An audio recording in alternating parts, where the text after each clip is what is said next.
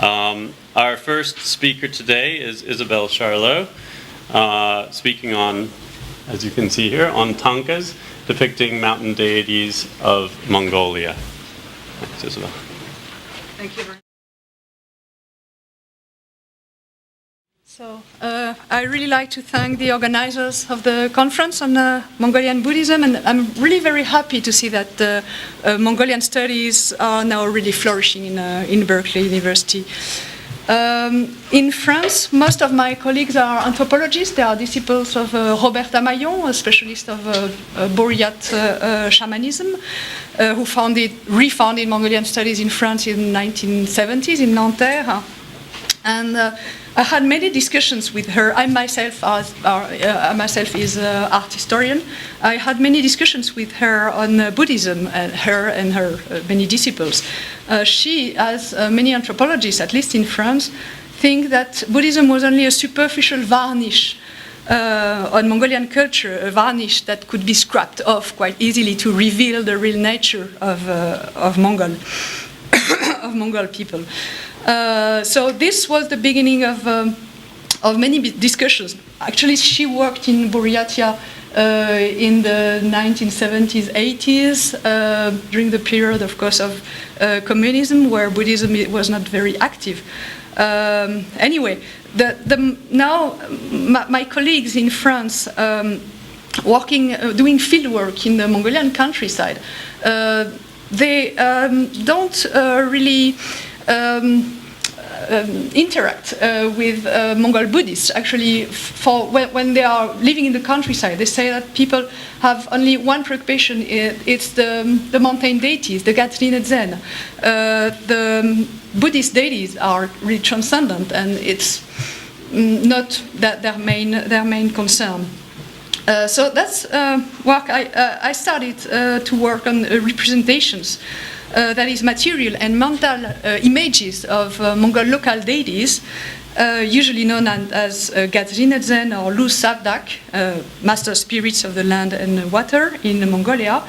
And I was quite puzzled when discussing with Grégory de Laplace, because in Western Mongolia, the Gatsrin Zen are called invisible beings. They are in a quite larger category of invisible beings, and they can take different shapes. But my colleagues never saw any depiction of these mountain deities in Mongolia, except for the white old man, the Tsagan of God. So I tried to look for representations of these deities. So as you know, these terms designate a polymorphous category of deities whose modern form is strongly influenced by Buddhism. I gathered a few images, but very few images are known in proportion to their importance in the daily life of herders. In Inner Mongolia, we know from historical sources that in the early 20th century, images were used during the Obo worship. And it seems to me that they are increasingly used now in Inner Mongolia. I found also statues of Gatsrin Zen in the Dharmapala hall of Buddhist monasteries or in shrines, separate shrines dedicated to them. And, of course, it's well known, some ritual dance masks and costumes depicting the lords of the four mountains surrounding Ulaanbaatar. The Buddhist monks who conflated the earlier native spirits with various minor deities in the Tibetan Buddhist pantheon also use these tsakli, these small painted cards, for rituals of exorcism, expiation, ransom, to suppress them, to appease them, to keep them away from the home. Because many diseases, illnesses, misfortune, even death are attributed to these deities, who are depicted by Buddhists as human kings, hybrid creatures, dancing demonesses, and so on. So this category, specific category, Buddhicized category, should rather be called demons, according to the Greek meaning of the term demons, that is, deity determining the fate of men. And here you see that they are also occasionally depicted in a shamanist concept. So in this project, I raised the question of their representation, of course, the degree of individualization, of anthropomorphization, and of Tibetanization. One of the main questions about them is that they are viewed as both identical to the sacred site, the mountain is the deity, and as dwelling in it and distinct from the mountain. So actually, it's not possible to discern a coherent cosmology in all this. I question whether the rarity of images can be explained by an impossibility, an interdiction, or maybe a uselessness of their representation. Or maybe because these deities often have ill-defined iconographies and perhaps wait to be identified among the many images of equestrian warrior deities. Here, I will focus on mountain deities, who among the Gadrinadzen are the more important. Their cult is the basis of political organization. Because the mountain, well, actually it's often a very small hill in flat areas, but it's called mountain, is viewed as the center of the nutak, of the homeland of a community. They are ambiguous deities. They are believed to govern the weather and the environment, the animals, vegetation, riches of the soil, and bestow prosperity, wealth, and progeny when offered the proper offerings in the proper way. But they may send calamities, such as droughts, snowstorms, illness, loss of livestock, misfortune when offended, especially when their natural habitat is disturbed or when their wildlife are killed. This ambivalence is expressed in two main types of images, as equestrian warriors and kings of wealth.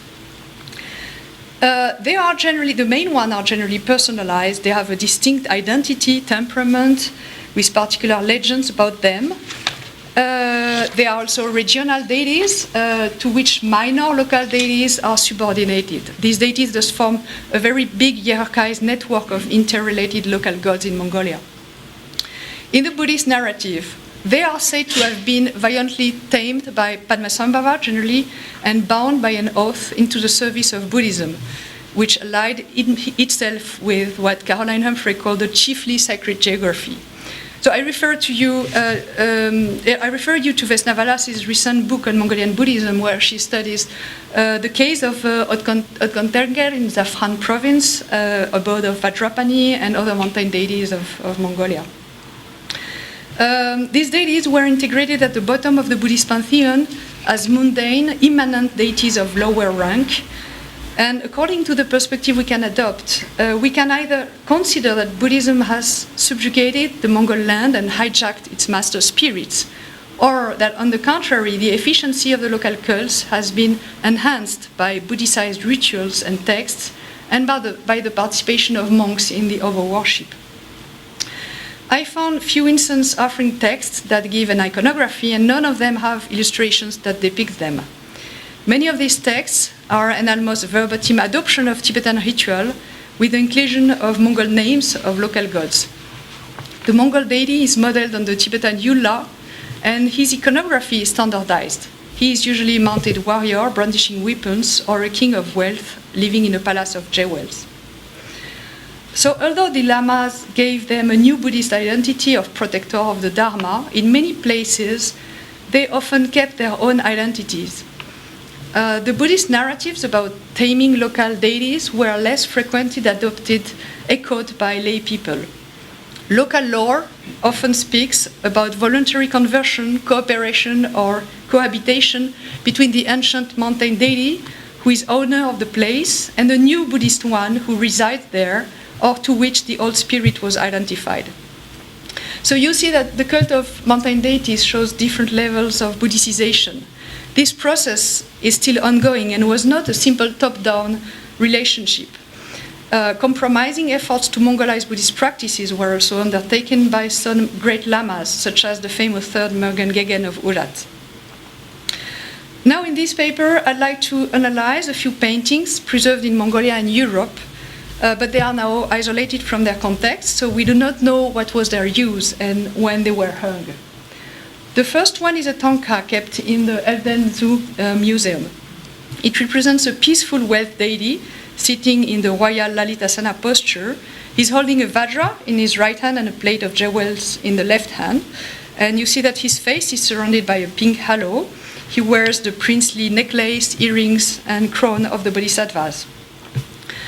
Actually, the headdress is quite distinctive. Behind the 5-jeweled bodhisattva crown, his hair is covered by 3 levels of cloth, or kind of turban, topped by a golden scroll.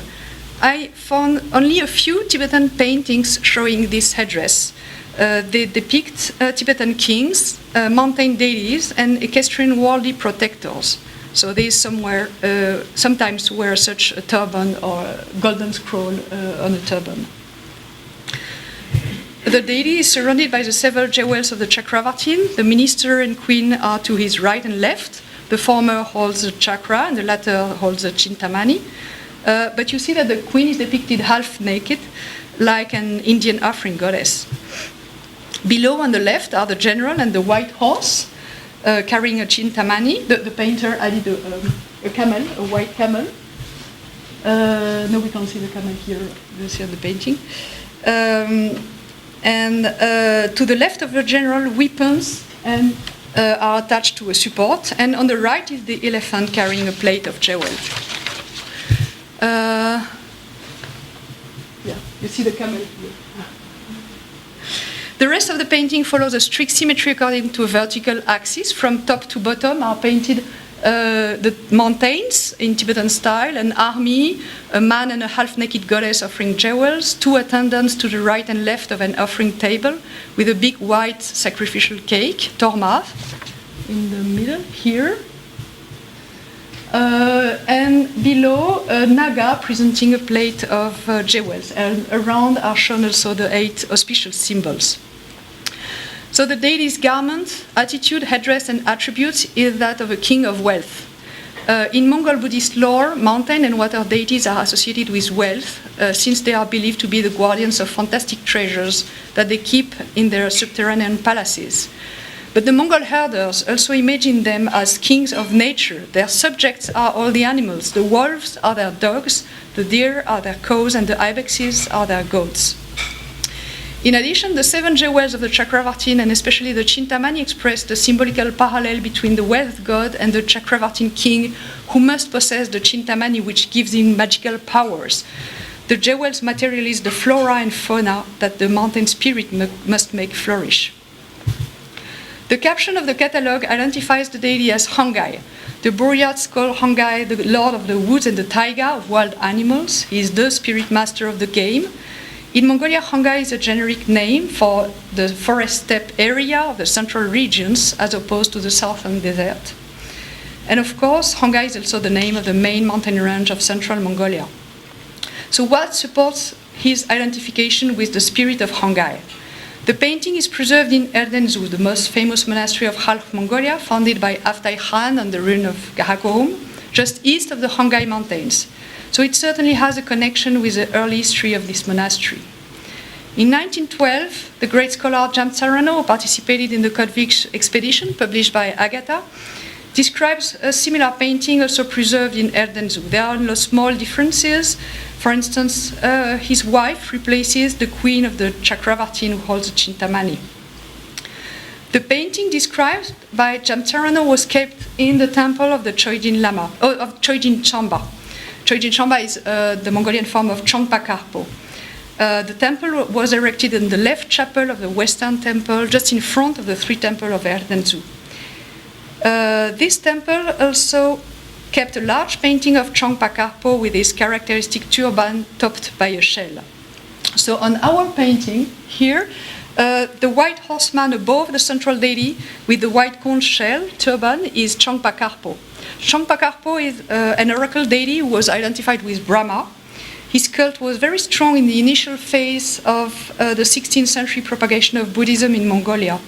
And in the Mongol popular pantheon, he is first of all a deity of wealth and prosperity linked to Vaishravana, and protector of horses and sheep against illnesses and ferocious beasts. And he is also, like Vaishravana, connected to royal power. Here he is emanating from Vajrapani, the main protector of the golden lineage, to whom Genghis Khan was also identified. In the same chapel of the Western Temple, Jamtsarano also describes a portrait of Aftai Khan and the events of his life. Next were portraits of Genghis Khan and other Khans up to Gombo Dorj, the Tushet Khan Gombo Dorj. This painting has not been preserved, but below you see the copy of a painting, a mural painting, which was also located in Erdenzu, in another temple of Erdenzu, that depicted Aftai Khan and his retinue. Jamtsarano collected oral information on the painting of Qinghai in Erdenzu. He asked local people what this painting represented and evoked to them. So there's a legend. After Khan went to Lhasa to the Dalai Lama with his equerry, the equerry actually was Qinghai spirit. He said, if the Dalai Lama is really great, I will bow before him. If he is undignified, I will kill him. The Dalai Lama received the Khan with honors and entertained him, but he forgot about the equerry. So the offended equerry brought down the snow. The Dalai Lama understood that the equerry was no other than the spirit of Qinghai, incarnation of Vajrapani, and so he established a ritual of paying homage to Qinghai, and he himself painted the painting of Qinghai in Erdenzu. So the painting was painted is said to have been painted by the third Dalai Lama to establish the cult of Qinghai, and thus to be forgiven for not having recognized the mountain deity. And as I said, in local lore, the mountain deities of Mongolia can take many different various shapes, including human, animals, or be invisible, so it can easily disguise as an equerry. We know that after Khan never went to Lhasa. He met the third Dalai Lama in Hohhot just before erecting Erdenzu. But it is said in a late biography of Zanabazar that after Khan subdued local hostile Gadzinedzen, who were overwhelmed by his majesty, his Suld. Hence, the Dalai Lama declared him an emanation of Vajrapani. So this is the official story. The Dalai Lama declared him an emanation of Vajrapani with the title of Great Vajra Khan of the Doctrine. But you see that according to local lore, the Gadzinedzen of Qinghai, another emanation of Vajrapani, was the best ally of the king. Here is a much simpler tanka in a private collection. The god sits alone without any attendants. The style is different, but the attributes, the golden scroll on the top knot, the colors of the robes and scarves are comparable. A main difference is that he has a third eye in the middle of his forehead. And here is the third Qing period tanka depicting a Mongol nobleman. The deity to the left of the nobleman may be the spirit of Qinghai. He wears the same red robe with golden motifs and holds a chintamani, and in his right hand a birch tree. The birch tree is connected to shamanism. It's a most respected tree in Mongolian shamanism. It is used to make shaman's instruments, for instance. In the bottom are depicted the 7 jewels of the Chakravartin again, and the 5 domestic animals bred by the Mongols. Magda Spindler from Warsaw, who studied the tanka, proposes to identify the nobleman as Aftai Khan. He is depicted in a 3/4 view. He is kneeling and has no belt, which indicates subjection.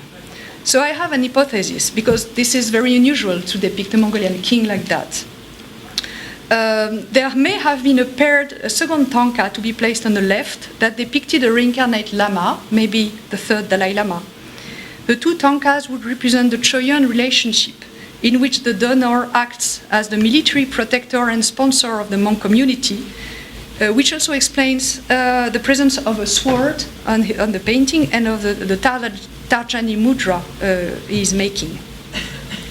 The date of these paintings is much later than Aftai Khan's death, and it shows that the cult of Aftai Khan and of the spirit of Qinghai was still very alive in Erdenzu, and that local people remember legends about him and the Dalai Lama.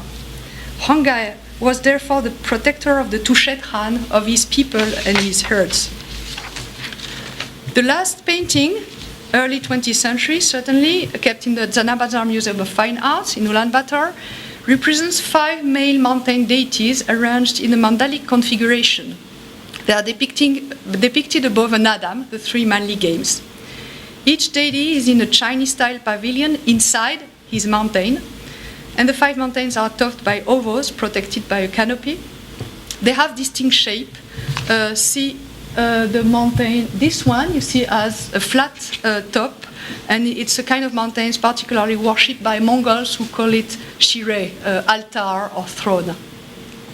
These mountains are named by inscriptions, but I couldn't identify them. Maybe you will be able to help me. Several mountains have the same names in ancient and recent maps, and several mountains of Mongolia adopt also this Buddhist cosmological organization around number 5. For instance, the Tavan Bokt in Western Altai or the Tafran Mountain in northern Mongolia. Here you have the central god, mountain god, named Elden Megdel-Ul. The deity is a white-faced king holding a victory banner and a plate of jewels in a royal posture. He's facing the viewer, he's the only one facing the viewer. A servant is kneeling at his side.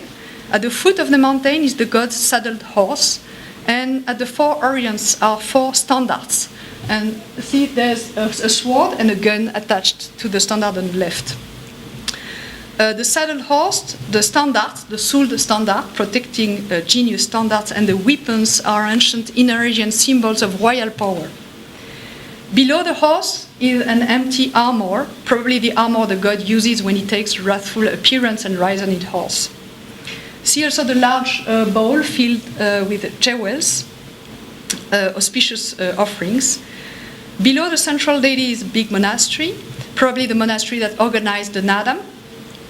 And also the 7 jewels of the Chakravartin on the extreme right are depicted to the right of the central mountain. We see the horse, elephant, minister, etc. Here are the 4 other deities mounted on horses, brandishing weapons.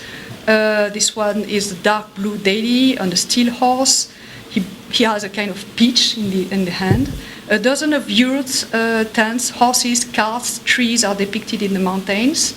And all around are many animals, different kinds of birds, wild and domestic animals, rabbits, eagles, snakes, deer, wolves, horses, camels, etc.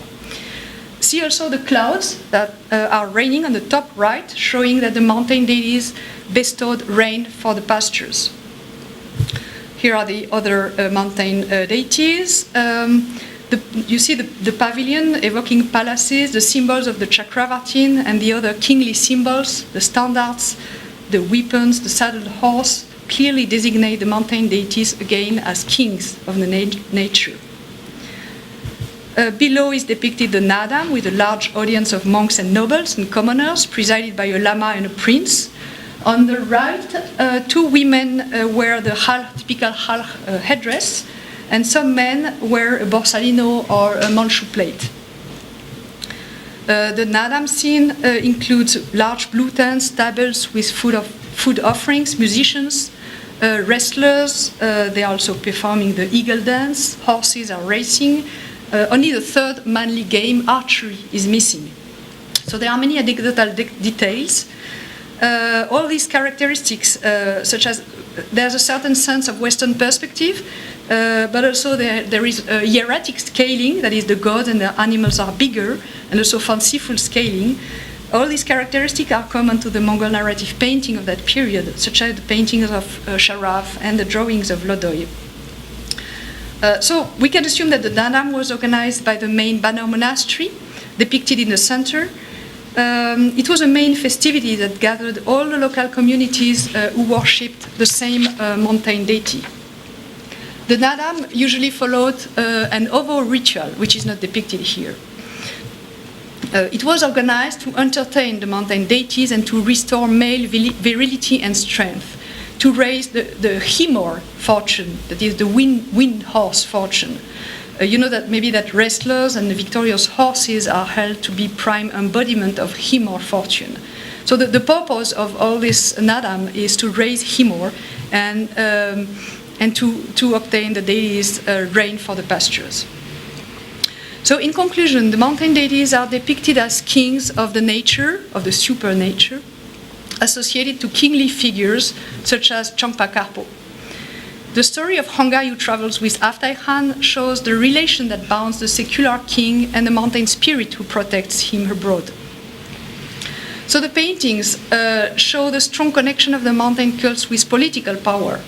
You know that the mountains were so central to the political organization that an official state cult was started in the Qing dynasty, where great mountains and rivers were honored as kings and granted ranks and titles, really like nobles. They possessed large horse herds and serfs, and they were given levies, and Nadam were organized to rejoice them. This association is not only with the current political power, but also with the great Mongol ancestors. Although mountains occasionally can be female, we here have male mountain gods connected to male ancestors. And the three manly games are benefiting of their vital energy.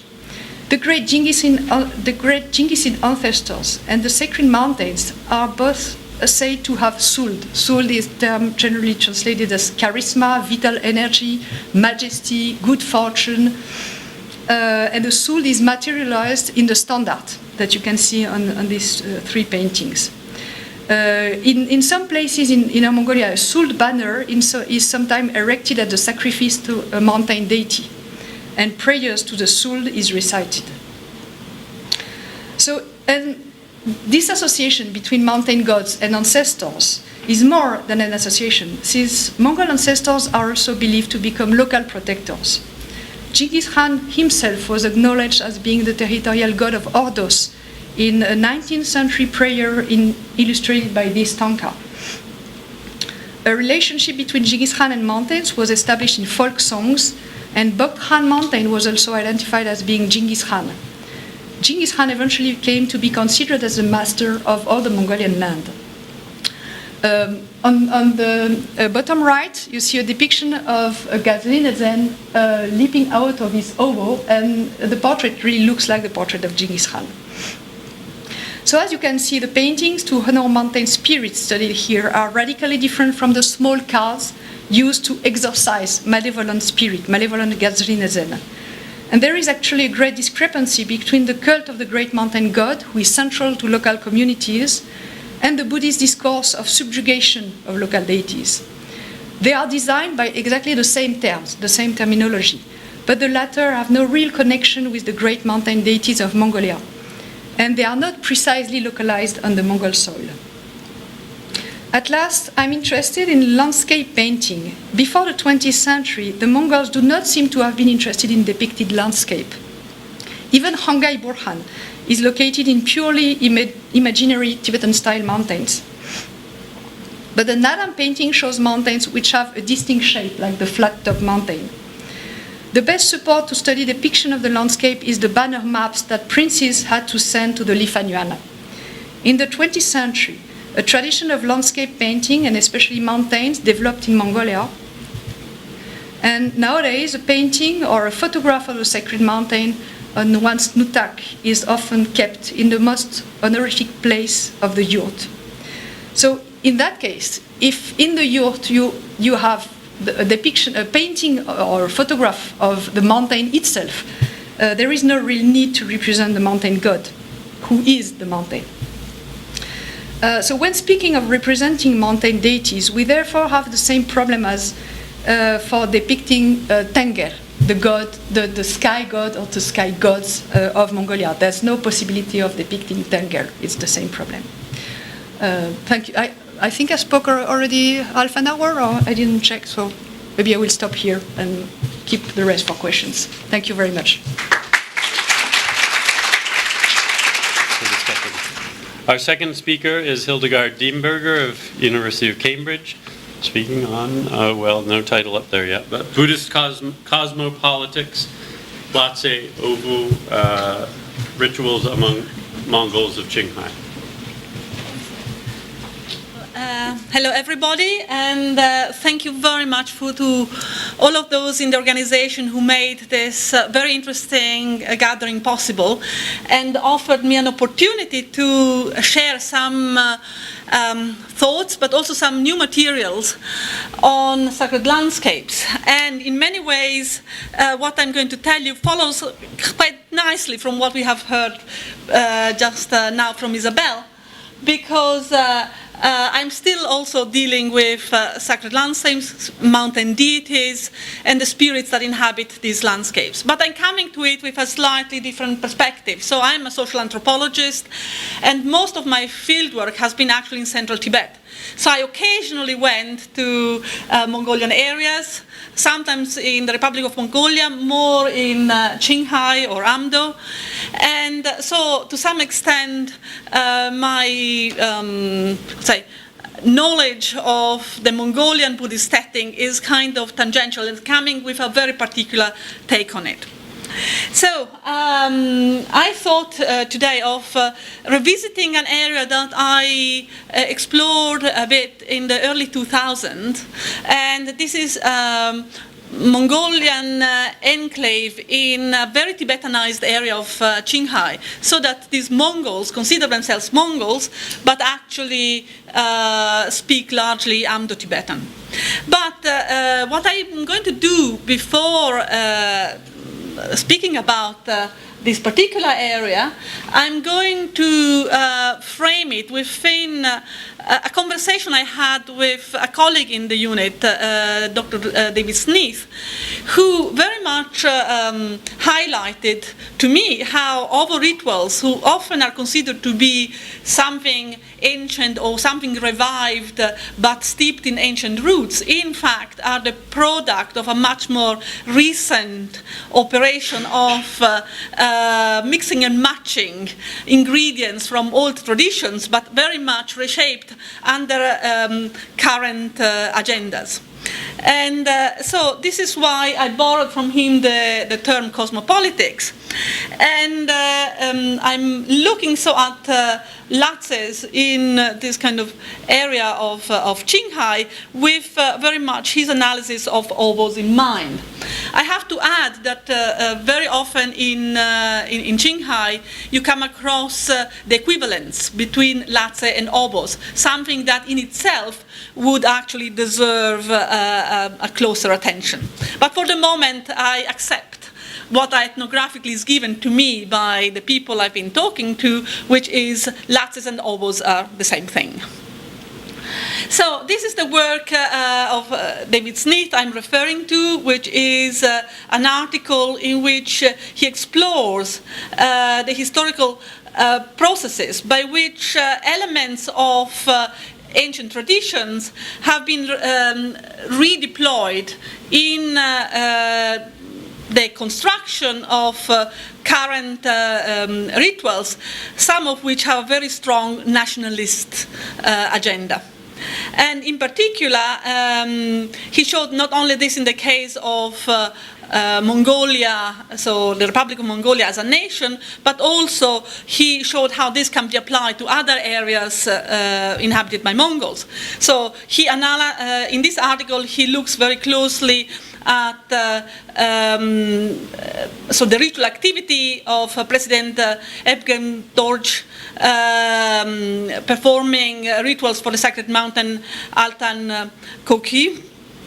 And he says, the similar kind of agenda is pursued in Inner Mongolia when you have Ovo ceremonies sponsored by the Communist Party or by state enterprises. So they basically really refer to something that, of course, is somewhere in the mind of the people, but gets completely reinvented and redeployed to fulfill a new agenda. And the scale of this ritual can vary. So some of these rituals have really kind of nationwide scale. Others are very localized and are very much connected to the position of the human beings in the world, in that particular landscape, and also the sense that human beings are guests on a land that is actually owned by these spirits. And this is a relationship that needs to be cultivated. So I'm going to return to that a bit more in detail when I'm talking about the Henan Latzes. What is interesting is also the fact that Buddhism and Buddhist institutions have related to these spirits in multiple ways, very often negotiating taming of the spirits, often embodied by the trope of these deities having been tamed and then needing a Buddhist worship, and texts are preserved in Buddhist monasteries. This is true in Mongolia, and all this was part of in Christopher Atwood's words, is an ecumene of the Qing imperial period, in which you had these rituals deployed across the entire Buddhist Qing territory, where you had an interesting kind of entanglement of religious hierarchy, political hierarchies, and relationship to these local spirits. So, this kind of Buddhist ecumene, which includes both Mongolian areas as well as Tibet. And we see that, so in ancient times, so in pre-modern time, we have these rituals sponsored by rulers, with Buddhism spread across much of the Qing Empire and beyond. And these rites for sacred mountains were part of a shared loosely Buddhist cosmology, and this is very much associated with what we can call sometimes the third wave of Buddhification, the one that you perceive most clearly when you're traveling around and looking at current practices. But has this cosmology endured up to the present day? Well, David Smith thinks that actually is more complicated than a simple relationship of continuity. And he shows that cosmology intersects with nationalist politics, that the rights that he was describing were developed in the 1990s, and incorporated historical elements and motives, but were very much part of a specific campaign aiming at the nationalization of public culture. So this cosmopolitics, as he defines, sees non-humans engaged as actors in the political arena, but this is very different from the cosmologies and practices of the past. So Mongolian cosmopolitical ritual is framed by the wider ideology of nationalism with a category of national tradition in modernist thought. So all this is basically what I gathered from David, with whom I was discussing this kind of revival of obo practices in Mongolia, also looking at new environmental practices that are being very much launched in the name of sacred landscapes, often around or centered on obos. So you see, for example, that the spirits inhabiting obos are sometimes seen as protectors of the landscape, also protecting from pollution. Sometimes this idea gets deployed in terms of preventing polluting activities. Sometimes this can be even mobilized to prevent mining exploitation of a particular areas. So this national spiritual is not a case of unbroken cultural continuity, but is reproduced within particular national or subnational cultures, and engage with a whole host of agendas, some of which very local, some of which even global. So some of these rituals very much engage global environmentalist agendas, for example. And they draw upon both state and personal projects within what we can see more as a modernist public culture, rather than something that is just simply a revival of what was in the past. But let me now move to Qinghai with a small detour via central Tibet, because sacred mountains, as we all know, are very key also in terms of the perception of Tibetan sacred landscapes. And coming to this topic with my kind of Tibetologist hat on, and having worked on early documents, I noticed that actually you do have spirits that are both identical with mountains and inhabit mountains, very central in early polities. And we still find through archaeological studies, for example, necropolis like this set of tombs that we found in the area that used to be occupied by the ancient Chim clan. And in this area, we find that Chimla is still the Yulla, the local protector. So we see how this kind of cosmology that is rooted in local political power is very ancient. And in many ways, created a blueprint which, however, was continuously reinvented, redeployed in new settings. And to recall something that most of you probably know, of course, we know that in Tibetan mythology, we have the story of the first king coming down from heaven on a rope of light. And for the first generations, returning to heaven after the worldly mission was finished, and the rope of light was called Mutak. I'm mentioning this because this has an immediate bearing on some of what I found in Qinghai. So this very first king was called Nyatri Tsempo because when he descended was carried on his neck, Nya. But this is a different story. What is interesting in terms of the term mutak is that I found it deployed in Latse or Ovo in Qinghai. And mutak is actually the name of the rope that ties together all these kind of arrow poles that are planted in the ovo cairn. And these arrow poles themselves, they do actually represent, so the smaller ones represent households. So each household plants one of these arrow poles. And the taller ones represent political and religious authorities. So we have here in one of these obos really a small kind of world representing the socio-political and religious hierarchy with men planting the arrows. And all this is tied together by this mutak, which is a rope that is always produced by women. But women are excluded from the ritual of planting the pole. So there is a whole very interesting gender dimension in this ritual. And I'm going to return to this at the end of the talk. The sketch that you see above there was produced by a local official who was involved actually in the revival of one of these important places. So it's something that is continuously reenacted, reconstructed. We shouldn't be thinking of this as a simple kind of continuity line with a remote past. And so there's been a lot of literature now on obos and latses in Qinghai. So I'm not going to review all this. But now coming into Henan, which I visited the first time in 2003, we come into a very special, strange Mongolian place. It's strange because on one hand, its Mongolness is hyper-celebrated. These people want to be seen as Mongols, and the government wants them to be seen as Mongols in a very strong way. At the same time, actually, locally, people do tend to speak Amdo-Tibetan.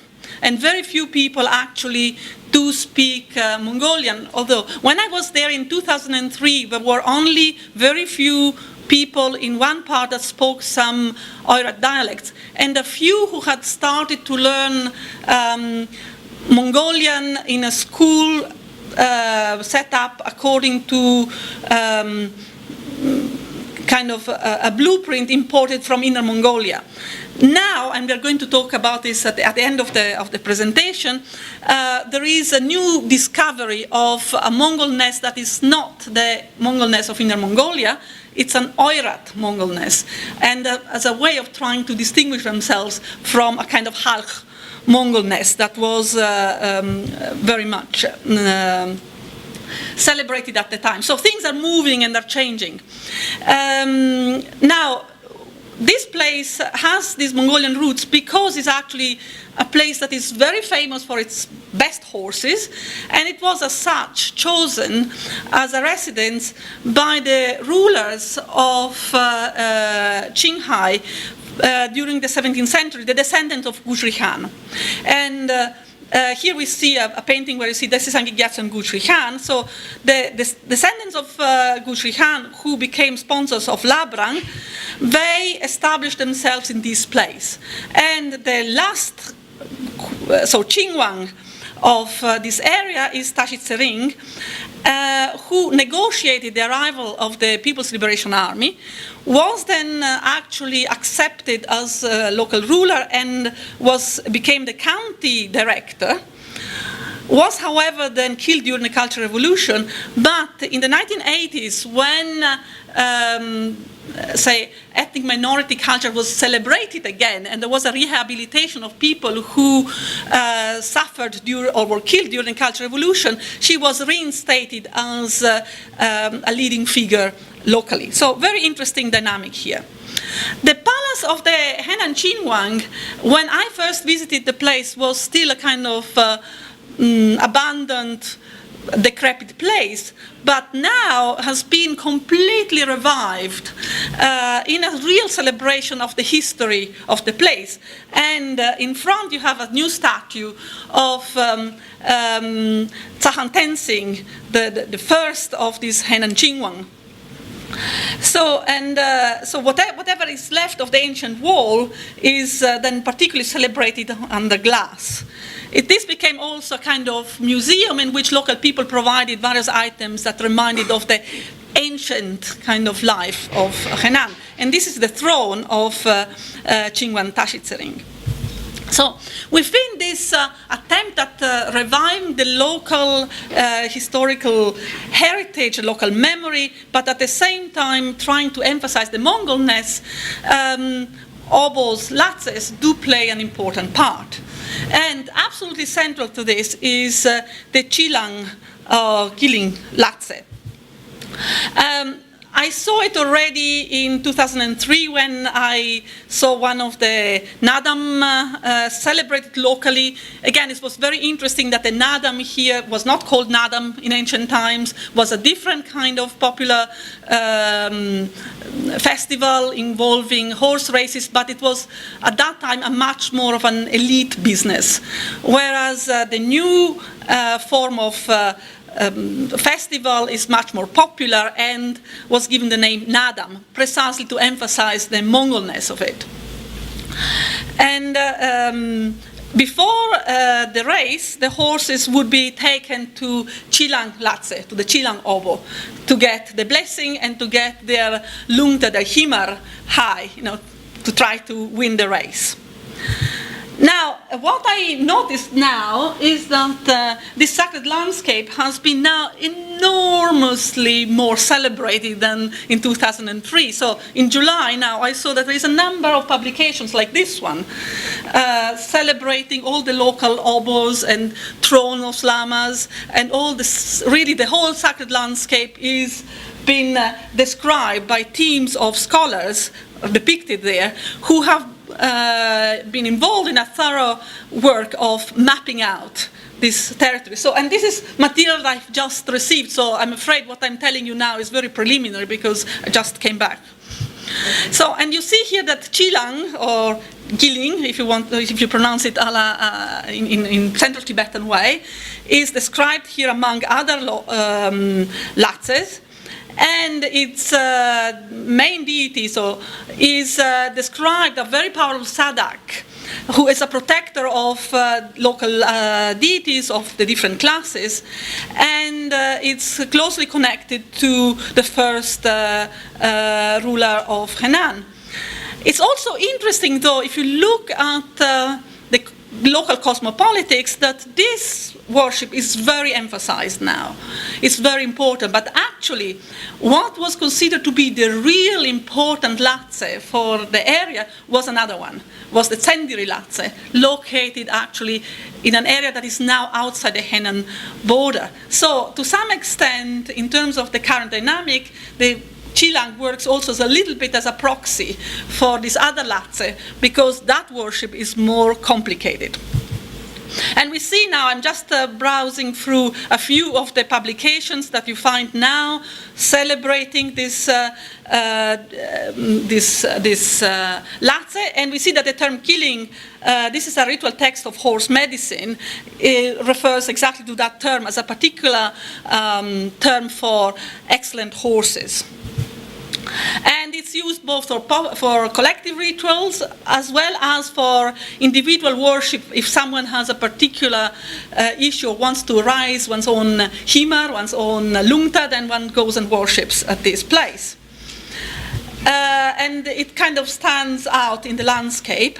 It's also mobilized in terms of environmental protection, and again in a double way, because on one hand there is a real problem when you have a lot of people flocking to this place and leaving scattered litter everywhere. So there is on one hand the issue of protecting the place from the worshippers. At the same time, it's also seen as a spiritual entity that promotes the purity of the land and also to some extent inspire environmental protection awareness. So it has a double way of functioning. And we see this landscape also that is being transformed by new technologies, solar energy. So it's really not only about a reviving of an ancient tradition. We are really in a land that is moving fast with time and technology.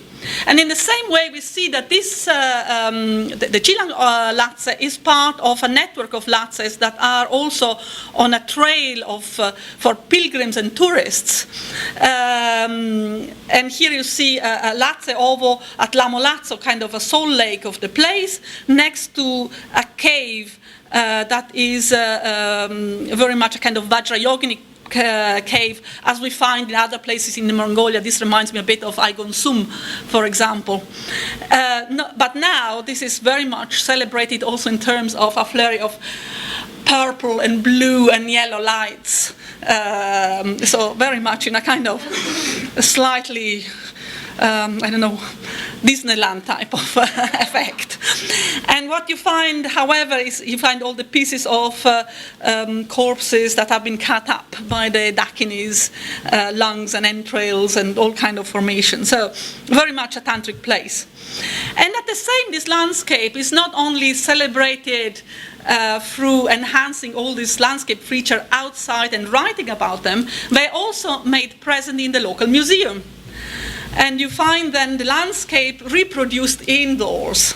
So the Chilang Latse here is then reproduced inside the museum and given an important part in showing the Mongolian way of life as represented in a museum that also casts the local history within a narrative that goes back, of course, to Genghis Khan, and it is a tanka that is 300 meters long and tells the whole story in images of Henan up to the present day.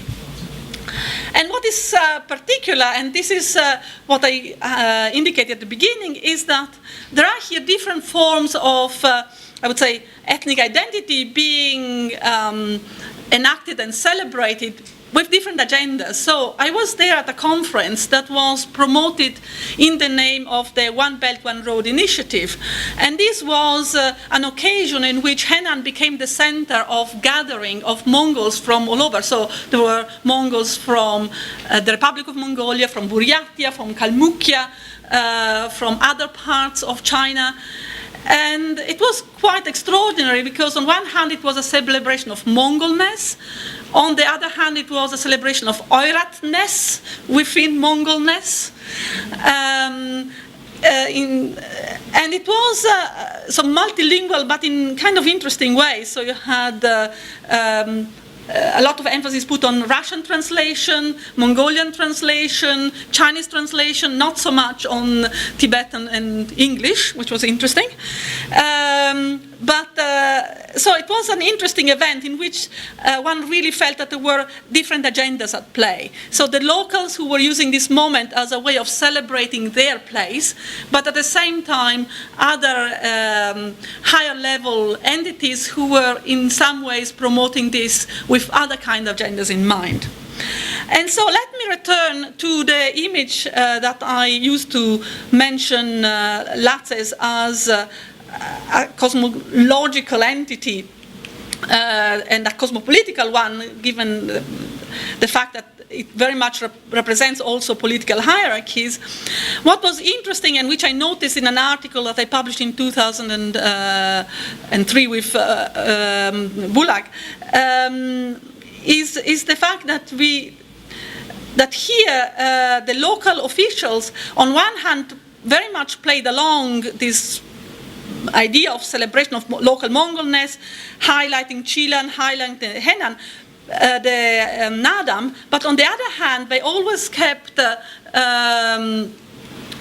kind of dedicated to this other Latse, very remote, very difficult to reach, but he's the real king of all the spirits.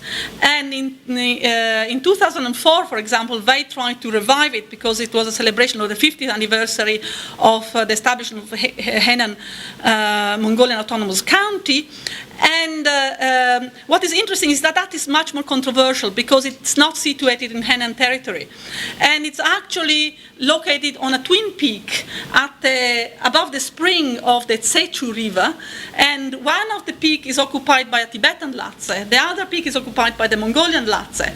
And it really reflects a much more complicated tension around the control of this territory. And in fact, the date for that was set by Jamyang Shepa, but it was always difficult to find when this would be allowed because this area is fraught by a lot of border disputes. So one realizes here that there is here another layer that is more complicated and perhaps less just celebratory.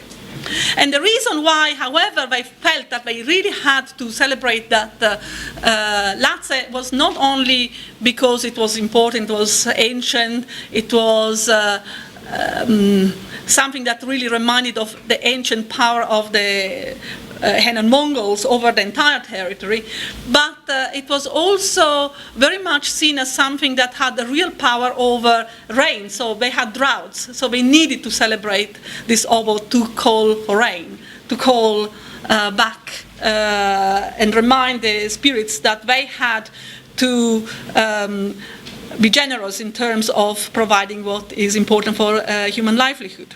So these ceremonies reflect a cosmology in which humans do not hold land as they do other mundane possessions, but must enter into relations with the spiritual powers of the locality to ensure favorable conditions. Sacred Mountains ritual is not just a resource for national politics, as we have seen described by David Smith. It can also be micro-political. It can be engaged at the local level in multiple ways. Its non-human spiritual entities can be mobilized in multiple ways, including in protest. And I've seen this a lot, for example, also in Kham, where you had Latse spirits mobilized to defend certain territories against mining. It is so part of a continuous process of renegotiation of individual, community, ethnic, and national identities at multiple levels, including global, transnational networks. So, and with this, I conclude. And if we want to ask questions, please, we can do that at the end of the panel. Thank you.